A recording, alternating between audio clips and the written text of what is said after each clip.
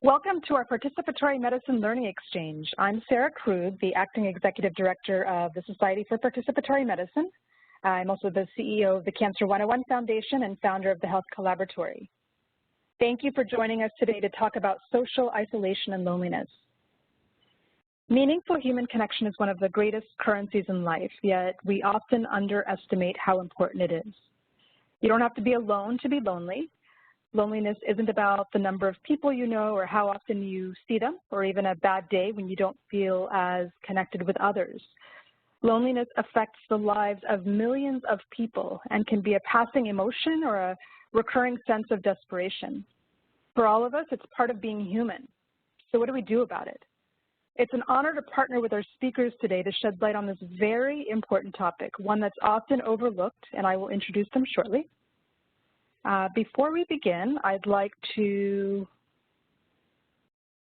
discuss the history behind the Learning Exchange. So participatory medicine is a movement in which network patients shift from being mere passengers to responsible drivers of their health, and in which providers encourage and value them as full partners. SPM's mission is to catalyze collaborative partnerships across the continuum of care to optimize health and healthcare. The Society's foundation is based upon 4 pillars, which include community building, advocacy and policy, research and education, which ironically spell care, which we didn't do on purpose. To learn more, I encourage you to visit our website, participatorymedicine.org. Now, the beauty of those goals is that many of you are already out there working on these pillars and advancing participatory medicine, and the Learning Exchange was created to help you showcase your work. Understanding the work we're conducting in our individual silos can help us learn from one another, allow us to build upon ideas, forge collaborations, provide a forum for feedback, and hopefully avoid duplication of efforts. The Learning Exchange allows us to also capture how we're collectively moving the participatory medicine needle, whether it's through our day-to-day personal experiences with healthcare or our work in this area. So many thanks to our sponsors, Accenture and Vocera. Vocera, who is also hosting our technicals through WebEx, offers the leading platform for clinical communication and workflow, and their mission is to simplify and improve the lives of healthcare professionals and patients while enabling hospitals to enhance quality of care and operational efficiency. And Accenture is a Fortune Global 500 company. It's a global management consulting and professional services firm that provides strategy consulting, digital technology, and operation services in over 120 countries. So I'd like to introduce our speakers and give you an overview of the next hour. Today we have a packed agenda where we'll plan to learn from the personal experiences of 2 patients, delve into the data and research, and then segue into potential solutions to tackle these issues. We'll start out with a patient perspective from Reeve Lopez, who is also a health educator and patient advocate, and she will shed light on her experience with loneliness and social isolation. Dr. Julianne Holt-Lundstad, professor of psychology and neuroscience at Brigham Young University, will do a deeper dive into the issues and health risks associated with this epidemic. Dr. Jeremy Noble, who is founder and president of the Unlonely Project and faculty at the Center for Primary Care, Harvard Medical School, will discuss potential solutions and steps we can take to address this growing problem. And then we'll end with a dialogue with someone also affected by loneliness and social isolation, Gabe Howard, who is also a mental health advocate and podcast host. And then we'll open it up to you, our audience, for questions. But feel free to ask questions throughout the presentation through the chat feature. So with that, I'd like to introduce our first speaker, Reeve Lopez, who will share her personal experience as both a patient and advocate. Reeve holds a graduate degree in public health with a specialty in health education and promotion. She is particularly interested in the intersection of chronic illness and mental health, which draws upon her educational background and lived experience. After a health crisis and subsequent diagnosis of chronic and hemiplegic migraine, her experiences with isolation and depression led her to start advocacy work in the chronic illness community. Reeve?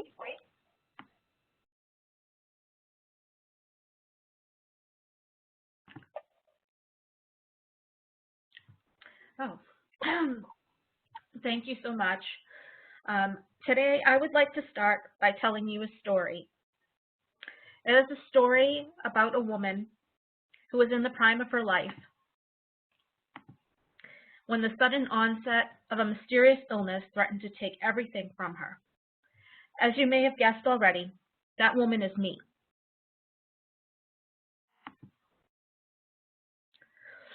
On March 29th of 2016, I started with a headache in the morning.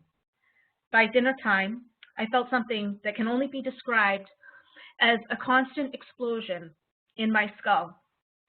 I lost the ability to speak and all function on my right side. Despite a rapid arrival to the emergency department, I was actually discharged later without any idea of what had happened to me. I would spend the next several months with near daily migraines and greatly diminished strength on my right side. I couldn't be left alone. Besides family caregivers, I had a flurry of friends and home health workers coming in daily. I was never lonely, but all of that changed after 3 months. I thought that as a health professional, my awareness of the dangers of social isolation would protect me from its negative effects on my mental and overall health. It didn't. From my background in research, I had read much of the available research revealing poor health outcomes overall in patients with loneliness or isolation. Most of the research discusses loneliness in the elderly, but I wasn't even out of my 30s. I felt that surely I would make a swift recovery from whatever was stealing my life from me. The thing about loneliness is that it creeps up on you slowly, and you think you are okay until you aren't. A year went by, and then 2, and I was not better. Diagnoses piled up. In just 2 years, I was unrecognizable, even to myself.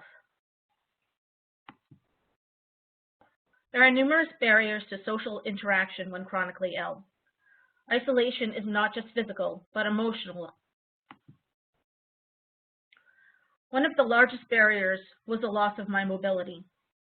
Just getting to places became near impossible because I couldn't manage stairs and I couldn't drive. My parents lived directly across the street from me, and it was agonizing just to go to their house because they had 3 stairs. Dietary restrictions from numerous diagnosed food allergies effectively made it so I couldn't go out to eat anywhere, and I couldn't have anybody bring any takeout in to me. And since so much socialization occurs around food, it just increased my loneliness and feeling of being an outsider. In the darkness of my own mind, I became overcome with grief and a deep embarrassment.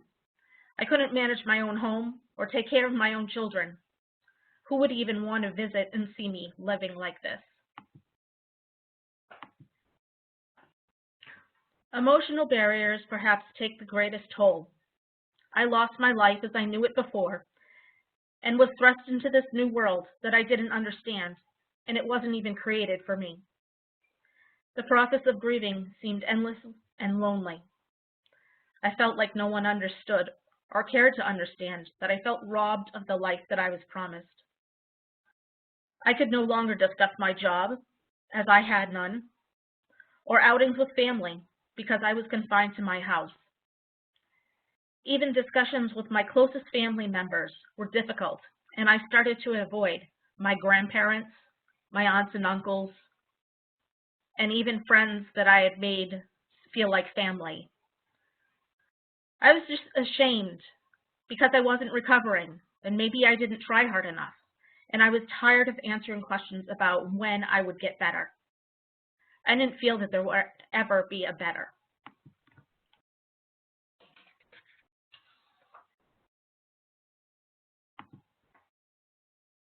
The isolation affected me in many ways. Mentally, I became anxious and deeply depressed. I felt as if I lacked any purpose. I just had so much time to just think of me and my aloneness and everything that was going wrong. Physically, I noticed that I became weaker. There was no one to get up for, and I certainly wasn't going back to the gym. I forgot medications and exercises prescribed and ruminated in the quiet of my life as every day strung into another. Multiple cancellations at the last moment due to my health led to no invitations. Friendships grew distant and strained, and some crumbled to nothing. And I watched my family have fun without me.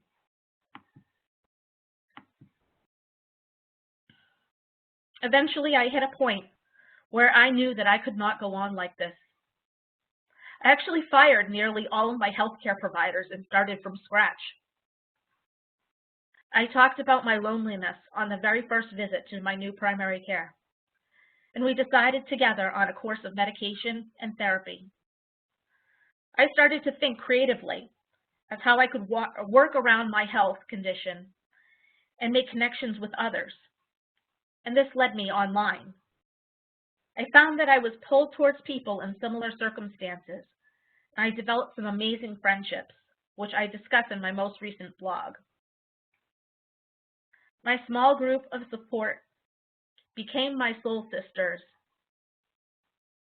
and they were my core. It was then I finally started to really process the grief that I was holding in, and I felt less alone. And I flung myself headfirst into advocacy work, and that gave me so much purpose.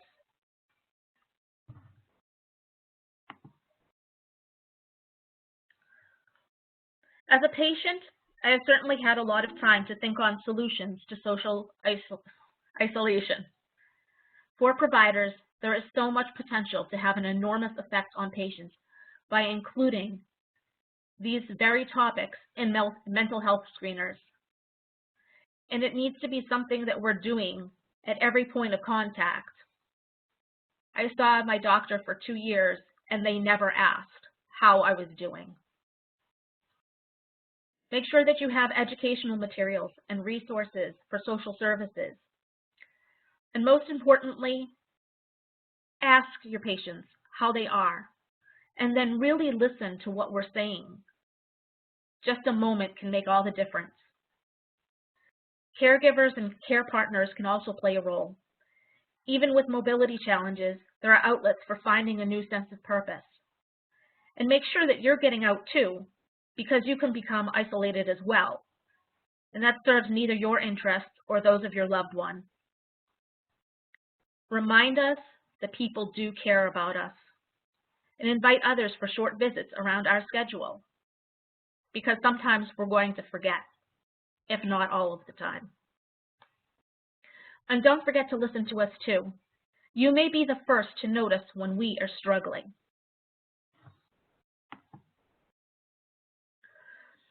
My experiences have only brushed the surface, but I would like to end with a quote from Helen Keller. "Walking with a friend in the dark is better than walking alone in the light." Though unconventional in my approach, online friendships have made a world of difference to me. Thank you. Thank you so much for sharing your profound story, Ree. That was amazing. And the tips as well will really be helpful to our attendees. And I'll have a few questions for you at the end, and I see a couple of questions also coming through. Thank you so much. Thank you. So next I'd like to introduce Dr. Julianne Holt-Lundstad.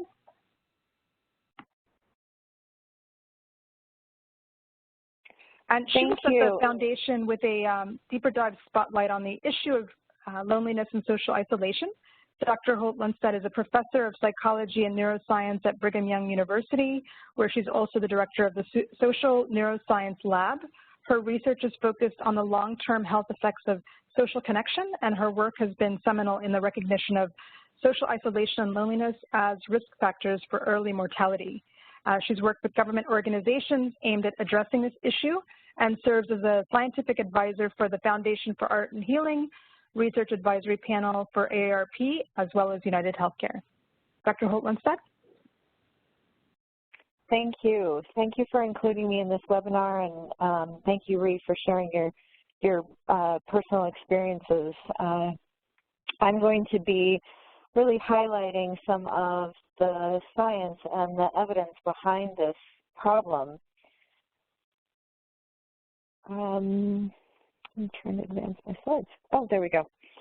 So I'm going to start off by really focusing on defining what exactly the problem is, and then sharing some of the evidence that tells us the extent to which this is an issue and how serious this problem is. I'll also highlight some of the risk factors and then conclude by talking about some of the evidence around potential solutions and challenges that are faced in addressing this issue.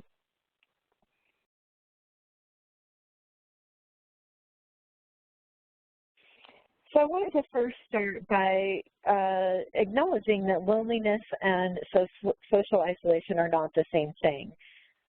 These are terms that are often used interchangeably, and that may be because oftentimes they can go hand in hand, but they are distinct experiences. So for instance, social isolation is thought to be objectively being alone, having few relationships or infrequent social contact, whereas loneliness is the subjective feeling of alone or feeling alone, and has also been defined as the discrepancy between one's desired level of social connection and one's actual level.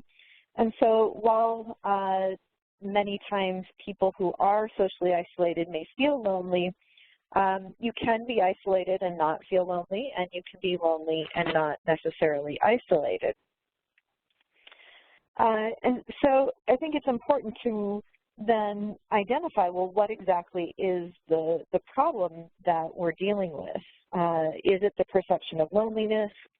Is it lacking social contact, interaction, or perceived support?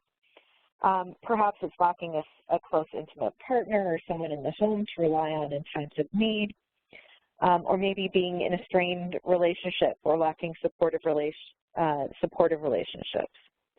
And I hope you can see from even this incomplete list that in essence there is a lack of precision around what exactly may be problematic, and that it may be much more complex than we suspect.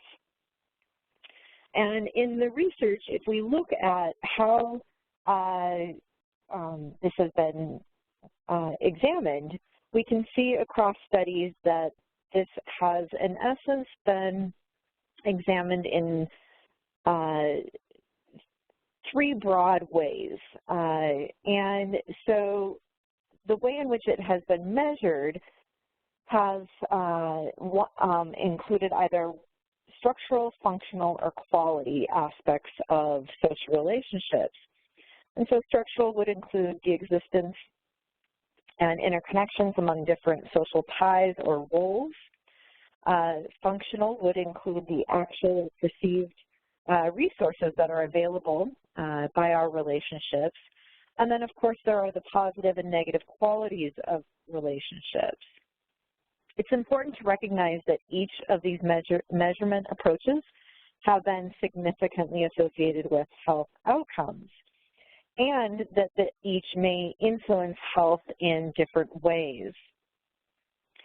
So my colleagues and I have argued that we need to use the term social connection as an umbrella term to encompass the way in which we connect to others via the existence of relationships in our roles, a sense of connection that results from actual or perceived support or inclusion, and a sense of connection to others that is based on positive and negative qualities. And that this connection is on a risk continuum from low to high, such that in other words, high social connection is associated with protection, and low social connection is associated with risk. And so examples of low social connection would include living alone, social isolation, loneliness, and poor quality relationships. So in other words, the problem is low social connection or social disconnection.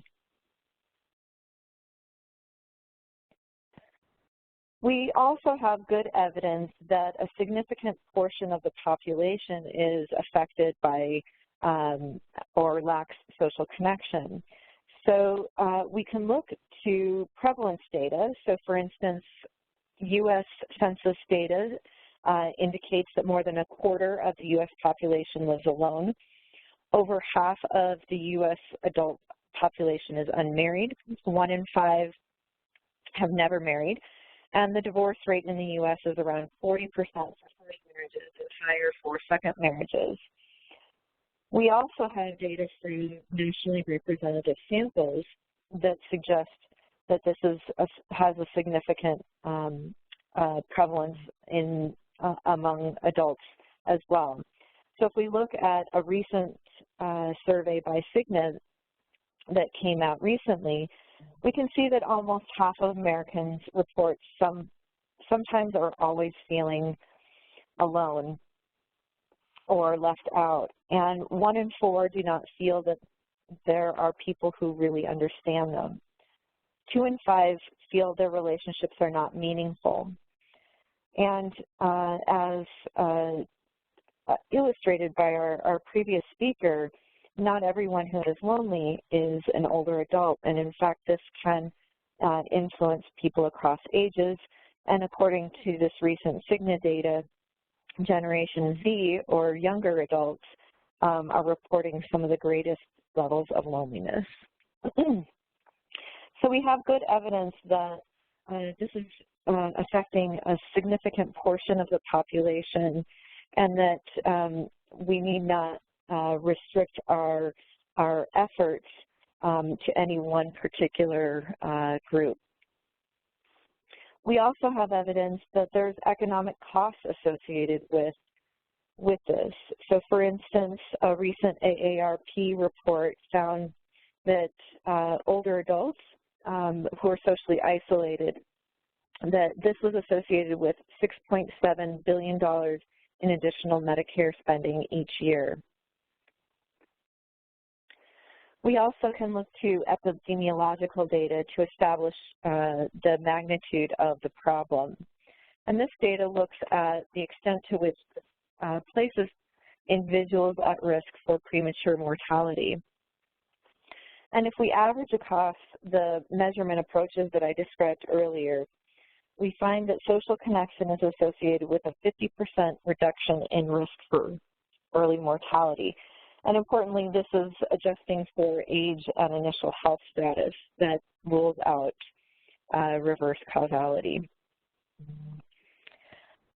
We also have data from meta-analytic data that looks at and compares objective versus subjective isolation.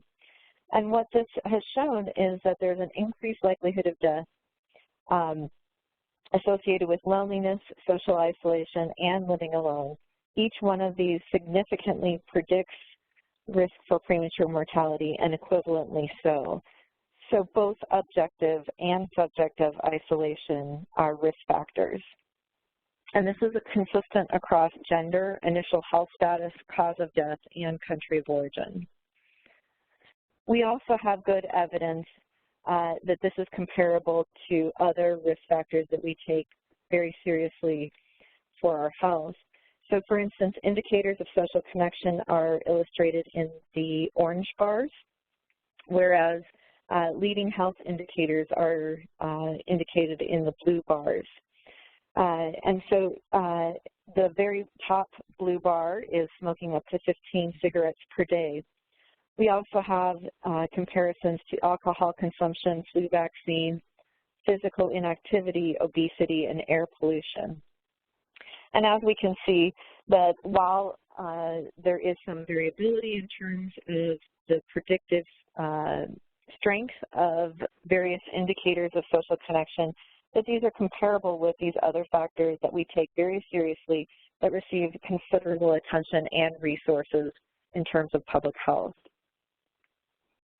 We also have good evidence that there's effect on health and well-being.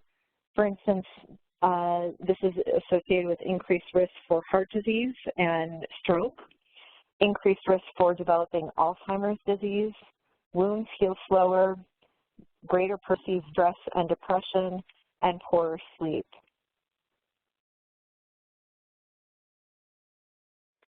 We also have evidence of potential risk factors, and importantly, social disconnection rarely is caused by a single event, and more often it is the result of multiple causes. These include poor health and well-being, life transitions, role loss or change, societal barriers, lack of access and inequality, and communication barriers. And because there is no single cause of social disconnection, no one approach will work for everyone in terms of addressing it, which raises the big question of what can we do about it and what works and what doesn't. And this is one of the big challenges that we face right now because the scientific literature on the effectiveness of interventions is mixed, meaning that some are effective and some are not. So we need to be careful to recognize that not all efforts may be successful. It's important to recognize that because of multiple causes, that if our efforts are not aimed and not responsive to the individual's needs, that this could potentially actually be damaging. So for instance, received support is one of the poorest predictors of outcomes, possibly because of this mismatch. And just because someone receives support doesn't necessarily mean it's helpful. And in fact, when it is not responsive, this is associated with poorer outcomes, including exacerbated physiological stress responses. So we need to also recognize that most of the efforts thus far have been focused on individual-based efforts, meaning that they are intensive efforts focused specifically on individuals who are at great risk. But there are additional opportunities to intervene if we look and borrow from public health and utilize the social ecological model and recognize that there are opportunities to intervene at an interpersonal, organizational, community, and societal level. Regardless of the levels of approach, general approaches to reduce risk can and should include not only supporting and maintaining existing relationships, building new relationships, as well as psychological approaches to changing our thinking about relationships. And this could happen at societal level efforts, including the kinds of things that we do and build our environment to make relationships and interacting more feasible, to the kinds of efforts that occur in a health clinic, to our own interpersonal relationships and how we may foster our relationships, work on building new relationships, as well as addressing our thinking and approaches on this. And so regardless from an individual or practitioner perspective, we have good evidence that we should be taking this seriously for our health. Thank you. Thank you, Dr. Holt-Munstad. This data truly sheds light on how big of a problem this is and why we can no longer ignore it. So next, I'd like to introduce Dr. Jeremy Noble. As a practicing general internist for many years, Dr. Noble experienced the front lines of healthcare and its delivery. Currently, through his faculty appointments at the Harvard School of Public Health and Harvard Medical School, Dr. Noble's teaching, research, and community-based projects address the design of healthcare delivery systems that improve quality, cost-effectiveness, and access. He's the founder and president of the Foundation for Art and Healing, which he'll talk about, and his work is dedicated to exploring the important relationship between creative expression and health and well-being, bringing those benefits to individuals and communities through innovative programs and an active research agenda. Dr. Noble will be playing a video, so please turn on your computer sound as well. Dr. Noble? Thanks, Sarah, and thanks to the Society for Participatory Medicine for sponsoring this webinar, and also to Accenture, Vocera, and also the fellow panelists, and also everyone who took a little time out of their day to tune in. I'm going to spend 10 or 12 minutes talking not so much about the problem of loneliness, but what we do about it. First, bit of an introduction, as Sarah mentioned, I am a medical practitioner, but really I'm here today representing some of the work we're doing at the Foundation for Art and Healing and the Unlonely Project in particular, which, you know, kind of really does focus on the basic issue of distress caused by loneliness and isolation, and look some kind of interesting ways that we can begin to address it. So the three ideas I'll cover in my time today, or the webinar will cover and I'll touch on, is the loneliness and social disconnection is this century's invisible epidemic. I think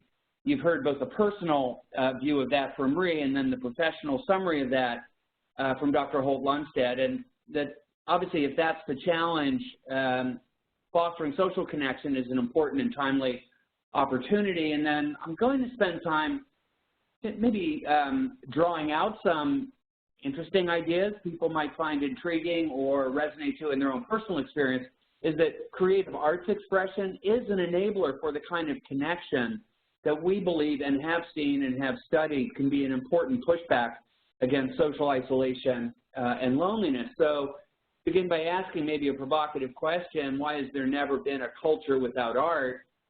And maybe it is because it allows us to connect, and that connection is in some interesting way associated with our survival.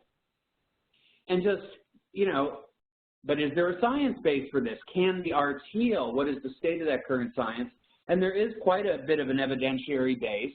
For those who'd like to come to our site and look at it, we collect some of that, make it easily available. So unlonelyproject.org has some of that.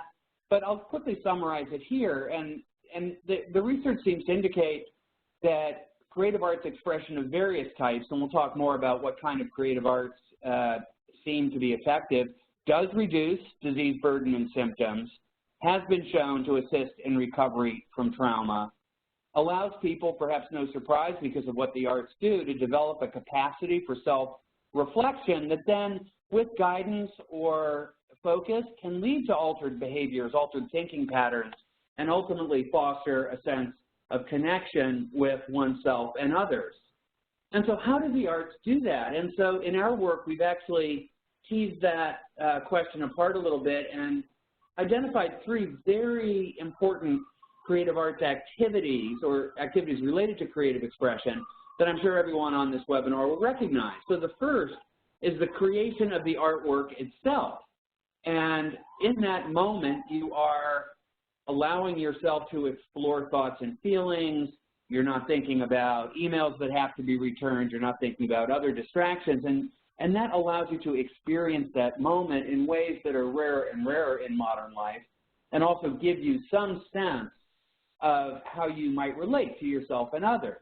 So that's the creation aspect. But then you can move past that in the sharing of your work.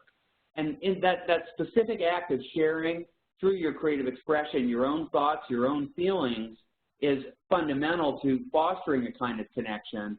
The third activity is the receiving work we all do when we are engaging with the work of others.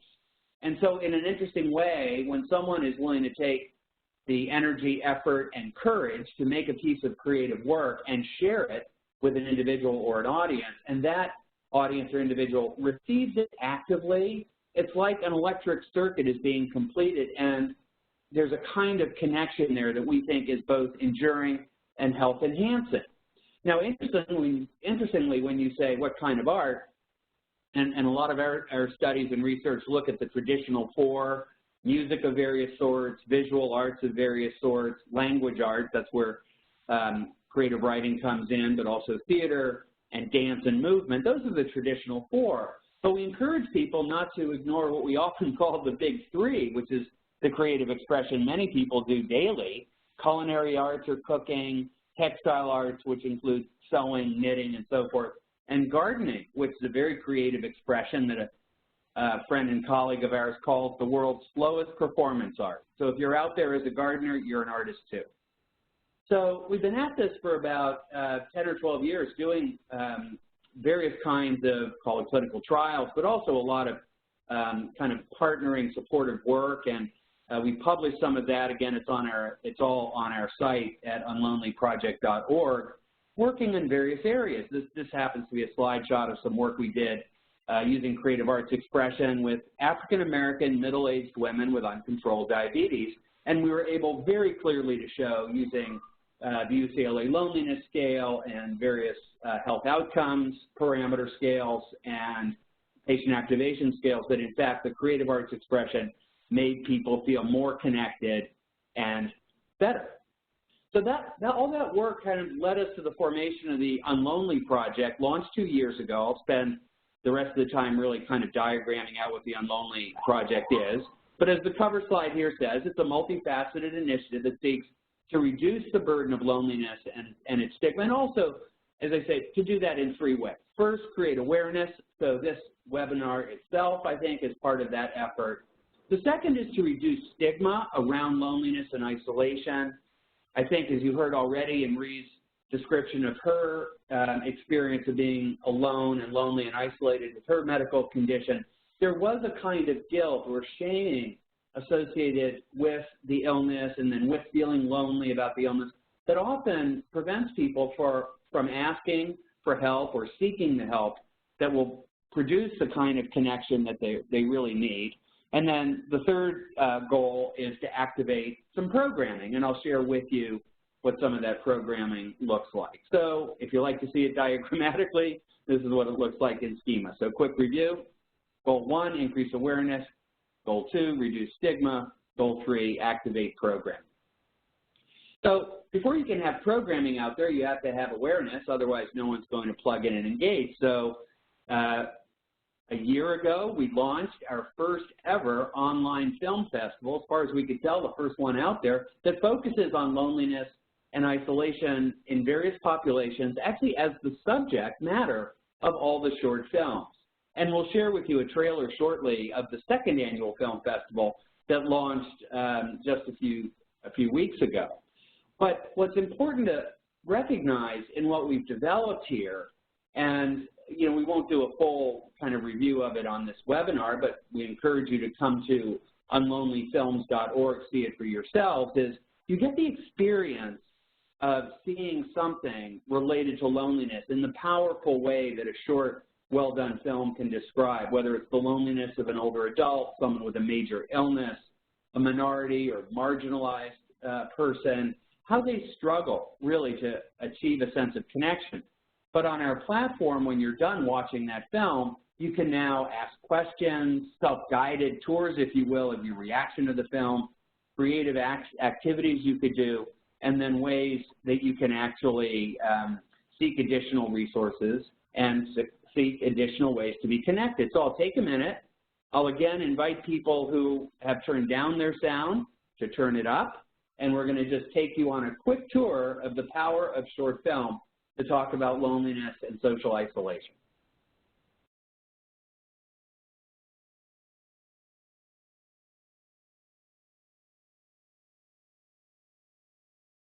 In a box.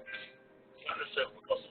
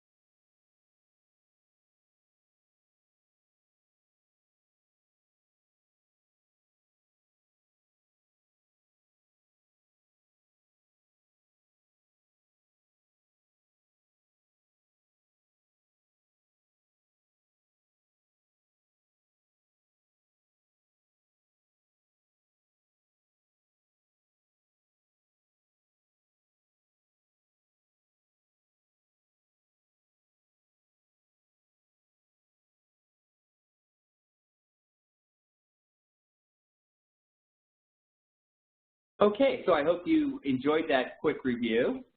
Let's take you back to the slides now. So you see a short film, and I'll give you through a quick walkthrough of what the back-end experience looks like. So you see a short film on loneliness, whether it's college loneliness or PTSD from military treatment. You're welcome to the site where you actually get to watch that trailer, which then leads you to a page where you can select a film category.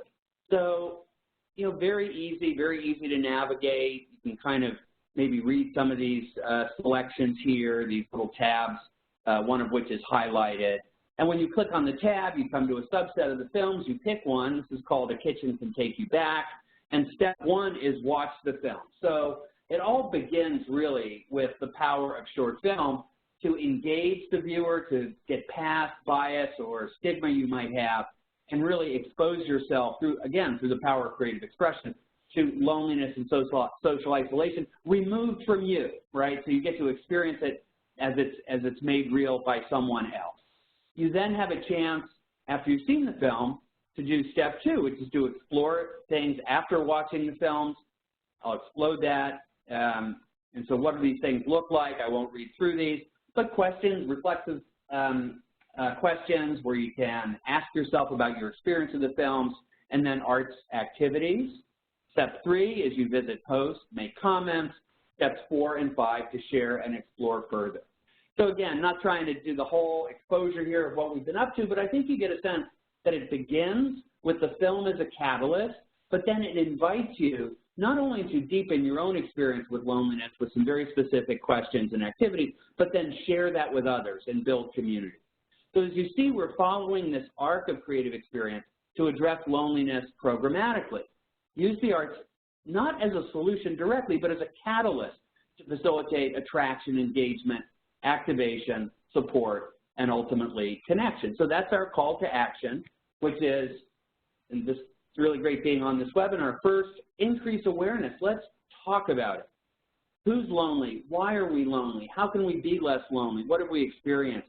And in doing that, I think we normalize the experience more in line, ironically, with the data that Dr. Holt-Lundstedt shared from the recent stigma study that showed that as many as 50% of people are significantly lonely right now, up from numbers we used to think where it was a third. So how can we all be lonely when we're all in a struggling together? So stigma holds us back. We have to get past that. I think conversations are a powerful way to do that. And of course, activating programming. So thank you very much for your attention. We'll turn it back over to a patient perspective and then have plenty of time left for questions. Thank you, Dr. Noble, for walking us through some of these catalyst solutions and the overview of the Unlonely Project. I actually had the honor of attending the conference this year, and it was fantastic. So thank you again. So next we'll have a conversation with Gabe Howard. Gabe is someone who I've only spoken to a few times via telephone, but I feel as if I've known him for ages.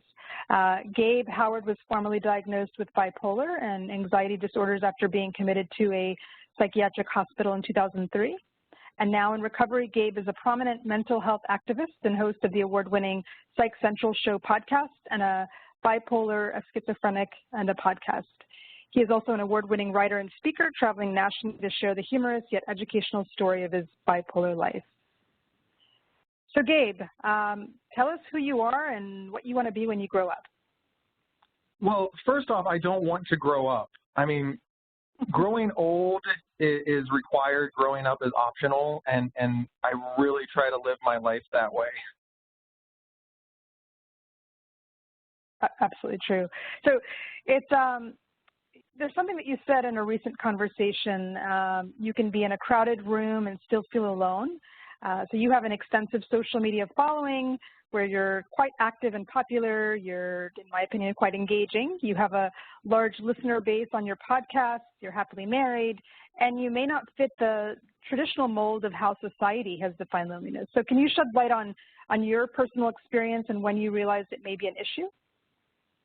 Yeah, it's really fascinating that people assume that you can't be alone if you're surrounded by other people, which is really sort of weird because we understand that children can be lonely in school, and yet, you know, schools are just packed filled with people and kids and even people the same age. So loneliness is really more of an inability to connect or feeling disconnected. It's not about having a whole bunch of people around you. You know, finding people is easy. You can just go to a mall. But that doesn't mean that you're connected, engaged, doesn't mean that you feel supportive or that you belong. It just means that you're in the vicinity of another carbon-based life form. That's not what we're looking for. We're looking for connection. Right. And what did you do when you first realized that this was an issue? And what would you recommend to others based upon that experience? I first realized that, again, I'm a very social guy. I love to talk to people. Whenever I take those tests that like measure whether you're an introvert or an extrovert, I'm so far on the extroverted side that people almost think that it's a mistake. They're like, you know, something's weird. We've never had 100% extrovert before. I just really, really, really, really love people. So when I'm not connecting with people, it saps my energy, which, you know, we all know that. Or, you know, most people understand that, you know, an extrovert gets energy from people, an introvert is drained by people. That's a real, not a doctor, real basic explanation. So when I'm not connecting with people, it just really makes me feel very lonely, isolated, sad. And if somebody with, you know, mental illness, feeling alone, isolated, and sad can quickly lead to depression, which can quickly lead to suicidal thoughts, et cetera. So the thing that I tried to do was have meaningful conversations. And the way that I did this was really to ask people questions about themselves. I think that sometimes people try to connect with others by telling people about themselves. And that is one part of it. I mean, I certainly want to share my life with people, but I was able to connect with people a lot faster when I asked them what was important to them. Also, I think that adults, we really look for differences in people. You know, we try to find, you know, it's somebody different from us, and we don't like those differences, instead of searching out the similarities. So I have this really broad social circle filled with people from different political leanings, religious leanings, just, you know, people that are just should not be natural allies. But the reason that we are is because we found the similarities. We all like the same television show or the same sport. We just agree not to talk politics or religion or, you know, whatever thing can divide us. So I really recommend that. Forget about the differences, focus on the similarities. And loneliness, the feeling can be hard to put into words. It's been described by some as a chronic ache, while others describe it as a feeling of a wound. How does loneliness actually feel to you? It's painful. You're right, it is hard to put into words because I want to say soul-sucking, but what does soul-sucking feel like? It's not a good feeling. It feels lethargic. It feels tired. It feels sad. I really think that on some level deep inside, everybody wants to be around people. I think it really just is something about us as humans. Now, the number of people may vary or the length of time may vary, but I really think you'd be hard-pressed to find somebody that could just spend their entire life completely alone. And when you're just not honoring that, when you want to share or talk or tell or just get a difference of opinion or just even be annoyed by somebody, I mean, that's an experience as well, and you can't have it, you feel incomplete. You just feel incomplete. And again, you're right, that's tough. I don't know what incomplete feels like, but I venture to guess that a lot of people can kind of understand it. Absolutely. And you can be married or have a partner but still feel lonely. And based on your experience, what are steps that have worked to help build that sense of connection? Can you elaborate on that a little bit? Yeah, well, one of the hardest things for me is that I'm a person living with bipolar disorder, and you know that's a unique experience, you know, living with mental illness. And my wife, no mental illness. I always joke that the only thing that's wrong with her is that she chose to marry me, and that's like one little thing. So sometimes it's very, very lonely because I'm trying to explain to her what it's like to be anxious. And I mean, like you know, not anxious, but like clinical anxiety, or what it's like to be depressed, not sad, depressed. And I can tell she's trying, but she just doesn't get it. You know, she really still believes that depression is just like extra sad. She just can't understand because she's never felt it. And we talk a lot, and, you know, that really helps. And, you know, she always uses she uses the example that no matter how men try, no matter how hard men try, they won't know what it's like to be pregnant. We can ask questions, we can understand, but we cannot experience pregnancy. So it's kind of like that, except it's just always kind of a disconnect. So the thing that I do is I talk to my other mentally ill friends about that experience and commiserate with them, and I find the thing that my wife and I have in common, and we commiserate over those things. The longer we've been married, the easier it is. We're going on 6 years. We've shared a lot together. But in the beginning, it was really tough. She's also learned to just give me space. You know, sometimes I just have to be depressed by myself and lean on others. And I know that's very, very hard for her, but, you know, it's better to give somebody space than to not give somebody space and make it worse. And, you know, these are very hard things, because I know that when something's wrong with her, I don't want to, like, sit back and wait until she works through it. I want to fix it immediately. It's hard, but that's what we've worked out. Absolutely. And, you know, it's interesting. Research has shown that those with less than 3 confidants are more than twice as likely to die from heart disease. And you and I talked a little bit about confidants and the correlation with marriage and certain expectations where one person may have to play too many roles. Anything that you can talk to us about that piece of the puzzle? Yeah, I think that you can really exhaust somebody if they have to be your everything. I don't know if it's because I'm cynical, if it's because I turned 40, but whenever somebody says, I'm searching for my soulmate, or I want to marry my best friend, I just, like, roll my eyes immediately. Because I think, wow, you are putting just an incredible burden on a single person. I don't want one person in my life that fills all my needs, because by definition, they're going to have to sleep at some point, or, you know, go away at some point, and then I won't have anybody else. I like having lots of different people that play lots of different roles. If for no other reason than, hey, they can take breaks from me. But I like that. I like having multiple people. So in marriage, I really think we have this sort of romanticized idea that one person is going to be our everything.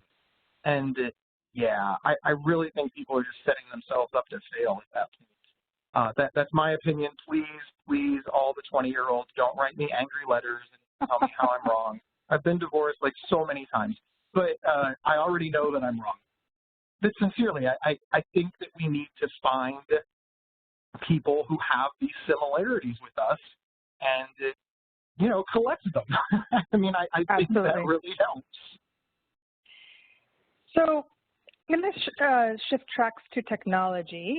Technology is somewhat of a double-edged sword in that we can use social media to stay in touch with friends and family. There are many who might connect online who wouldn't otherwise, like online mental health therapy or online communities where being anonymous can help someone to open up and seek support. However, there's debate that technology can also lead to disconnect. At the end of the day, technology is just a tool, and it's how we use that tool that matters. So what role has social media or technology played in your feeling of isolation? This is what's fantastic. You're absolutely right. You just described social media completely. It can connect you to people all over the world. It can give you a sense of safety and that anonymity. It can allow you to find people who agree with you, and they can be 20 states over.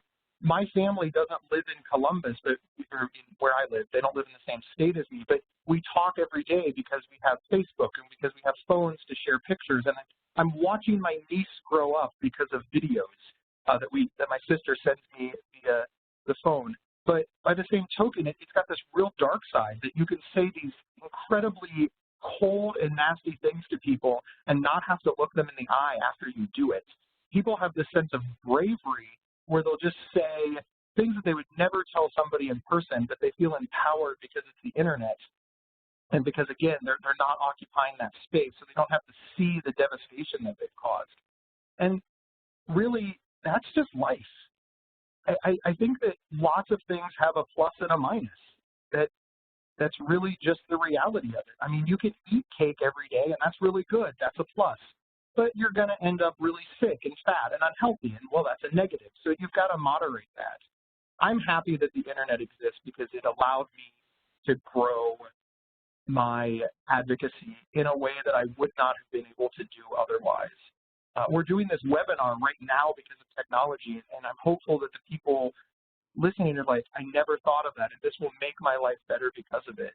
But as sure as I'm saying that there's somebody out there right now on social media just tearing somebody apart because they understand one fraction of their life based on a picture. And that's sad. And I hope that as a society we evolve past this, either because we learn to ignore the trolls, the phrase don't feed the trolls, or people just give up. But yeah, I mean, most things have a positive and a negative. I'd like to think that technology has more positives than negatives. Absolutely. So last question for you. There's such a stigma associated with being lonely. How do we normalize loneliness? You know, that's a really tough one. I think that people don't have the correct definition of lonely. There's a big difference between being alone and being lonely. And I don't know that I want to normalize loneliness because, you know, feeling lonely is, most people who are lonely don't feel good. It's like saying I want to normalize the flu. I would like to find people with the flu and cure them so they can get on with their lives. If somebody's lonely, I wish that we would find ways to engage them and understand that it's not that they're antisocial, it's not that they're bad in any way, it's just that they're lonely, and that's a real thing. And I think if people understood that, they might be much more inclined to try to connect with that person, to invite them out. Basically, I wish that the entire world operated like we do at Christmas. For some reason, we have this idea that nobody can be alone during the holidays. Nobody can be alone during the holidays, but the rest of the year, you can be alone. And that's fascinating to me. We understand that being alone on Christmas is devastating, but yet we don't understand that being alone on March 15th is devastating to some people. So I think that's really what we have to understand. People who are lonely want to make friends, they just don't know how. I could honestly listen to you speak for hours, which is why we all need to tune into Gabe's podcasts. Any last thoughts for the audience before we open it up to the Q&A? Sincerely, I don't have any. I really think that I said I don't have any, and then I started to say something. That's a thing I do. I really wish that people would keep an open mind about these things. I honestly believe that so many people believe that they understand things, and they're not bad people. They believe that they understand it, and they're unwilling to listen to alternative points of views, perspectives, et cetera, and it allows this, you know, this sort of ignorance to continue. I would really like to see a place where we adopt this idea that, hey, maybe I don't know everything. That's really hard because I do know everything, but sincerely, I think that there's a lot that we can learn about these concepts. But you've got to keep an open mind to do it because some of it is counterintuitive. So be open, ask good questions, and try to share more and listen more. Thank you so much, Gabe. I can't wait to meet you. And now we'll open it up to the audience and answer some of the questions that have come in through the chat function. If you have questions, keep them coming. For those that we don't get to, we will send out the responses with the archive. So first question for all of our panelists. I'm also going to, okay. So we've listed everyone's contact information here in case you'd like to connect with them directly. And again, if you have questions, type them into the question box on your panel. So I'm going to ask the same question to all of our panelists that I asked Gabe. Again, there's such a stigma associated with being lonely. How do we start to normalize loneliness?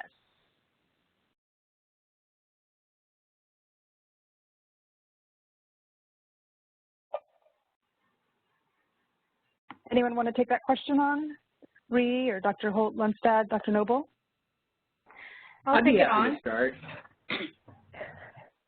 So I think part of it is, and I really love Gabe's response, part of it is what does normalize mean? It doesn't mean to say, oh, it's okay, and we should just ignore it and go on to something else that's more pressing and urgent. But, to me, I think it's the same advance we've made in mental health broadly, where although by no means perfect, there is a greater willingness to talk about anxiety disorders, bipolar, depression. It's still a stigmatized area, but in just the last 10 years, it's really emerged from the shadows, if you will. I think loneliness is still very much in the shadows. It is so associated on an individual level with a sense of being incomplete, defective, there's something wrong with me, and there's guilt and shame associated with that perception. So for me, normalization means moving past these negative emotions we have associated with the topic, a recognition that loneliness might be a part of the individual and social fabric, and that it's a burden shared by many, and that it's also a burden that we can move past by fostering mechanisms and opportunities for more authentic connection. Thank you, Dr. Noble. I'll also add to that.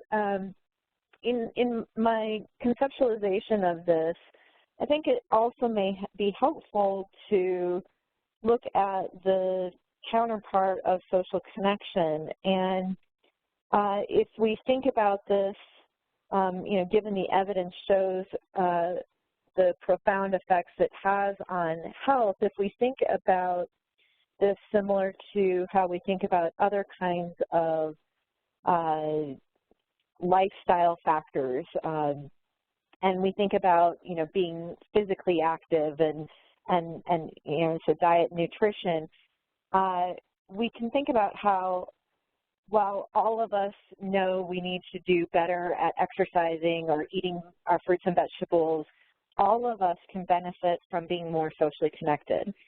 And so there does seem to be somewhat of this stigma around loneliness, and perhaps by focusing on the goal, connecting socially, that may help some of that.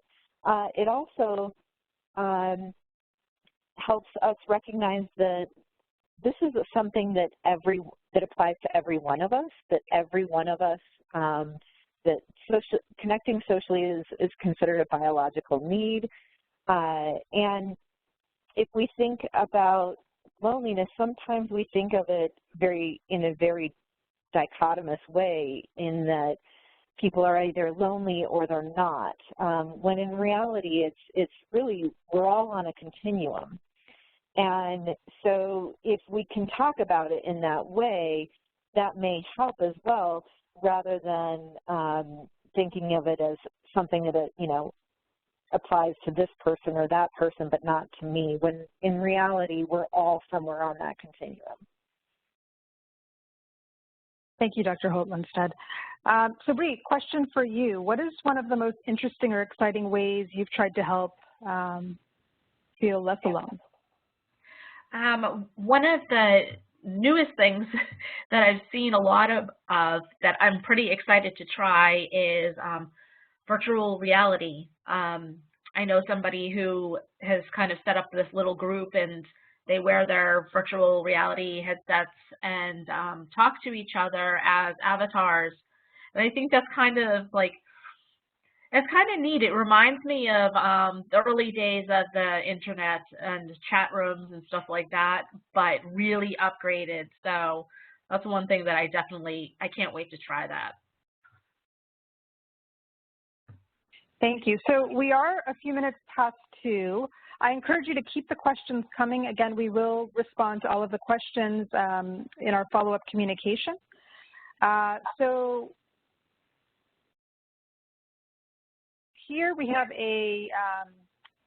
I encourage you all to submit any of your works related to participatory medicine at this link here. And again, we will circulate this after the webinar as well. We hope we've left you with an understanding of the power of meaningful human connections and the steps that we collectively need to take as a community to address social isolation and loneliness. We hope you enjoy the rest of your day. Thank you.